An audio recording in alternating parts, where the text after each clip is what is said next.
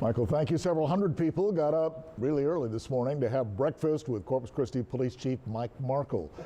This was going on here at the Ortiz Center downtown, a fundraiser for the Corpus Christi Police Foundation. That's a local group that helps the police department to cover the expenses for items they consider necessary to uphold law and order here, but which are not necessarily covered under the normal budget process. Things like bulletproof vests and special bicycles for the department's bike patrol and special officer training.